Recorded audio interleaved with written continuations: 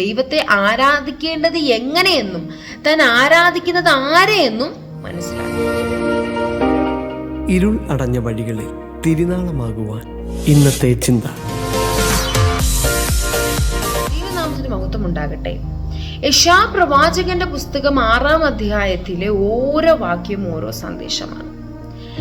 6-ാം അധ്യായം മുഴുവനായി നാം വായിക്കുമ്പോൾ അല്ലെ പഠിക്കുമ്പോൾ നമുക്ക് മനസ്സിലാക്കുവാൻ കഴിയുന്നു പ്രവാചകന് ലഭിക്കുന്ന ഓരോ ദർശനവും അതിന്റെ അനന്തരഫലവും. 1-ാം വാക്യം പറയുന്നത് താൻ ദർശനം കണ്ട സമയത്തെ കുറിച്ചാണ്.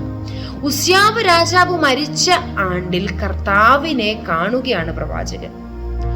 കാണുക മാത്രമല്ല, അത് തന്റെ ജീവിതത്തെ മാറ്റിമറിക്കുന്നത് നമുക്കിവിടെ കാണാൻ കഴിയുന്നു.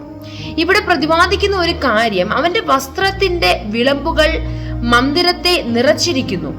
പ്രിയമുള്ളവരെ, സങ്കീർത്തനക്കാരൻ പറയുന്നു, സങ്കീർത്തനം 104:2, അവൻ വസ്ത്രം ധരിക്കും പോലെ പ്രകാശത്തെ ധരിച്ചിരിക്കുന്നു.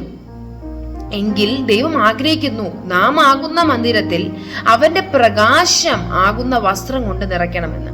യേശു ഭൂമിയിലായിരുന്നപ്പോൾ നമ്മോട് അരുളി ചെയ്യുന്നത് എന്തെന്നാൽ നിങ്ങൾ ലോകത്തിന്റെ വെളിച്ചമാകുന്നുവെന്ന്. അങ്ങനെയെങ്കിൽ ലോകത്തിന് പ്രകാശം നൽകുവാൻ ക്രിസ്തു ആകുന്ന വെളിച്ചത്തെ വസ്ത്രം പോലെ നാം എന്ത് ചെയ്യണം? ധരിക്കണം. അത് മാത്രമല്ല, ദൂതന്മാർ ആരാധിക്കുന്നത് താൻ കണ്ടു. അപ്പോഴാണ് പ്രവാചകന് ദൈവത്തെ ആരാധിക്കേണ്ടത് എങ്ങനെയെന്നും താൻ ആരാധിക്കുന്നത് ആരെയെന്നും മനസ്സിലാക്കിയത്. വിശുദ്ധിയിൽ ഭയങ്കരനായ ദൈവത്തെ നമ്മൾ വിശുദ്ധിയോടെ വേണം എന്ത് ചെയ്യുവാൻ? ആരാധിക്കണമെന്നും. അതിനാൽ തന്നിൽ ഒരു അശുദ്ധിയും ഇരിക്കുവാൻ പാടില്ല എന്നും തന്നെ മുഴുവനായി കർത്താവിന് സമർപ്പിക്കുവാൻ എന്ത് ചെയ്യണം? നമുക്ക് കഴിയണം.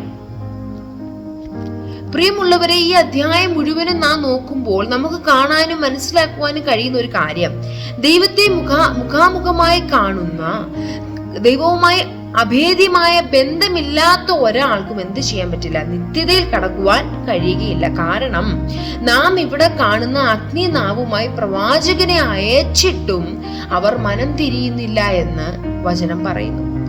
ഒരു ശേഷിപ്പ് രക്ഷിക്കപ്പെടുക എന്ന് ആയതിനാൽ നമുക്ക് ഈ ദിവസങ്ങളിൽ ദൈവിക ദർശനം ലഭിക്കേണ്ടതിനായി, ദൈവവുമായി പിരിയാത്ത ഒരു ബന്ധം സ്ഥാപിക്കേണ്ടതിനായി, നിത്യതയിൽ എത്തുവാൻ വേണ്ടി നമുക്ക് പ്രാർത്ഥിക്കാം.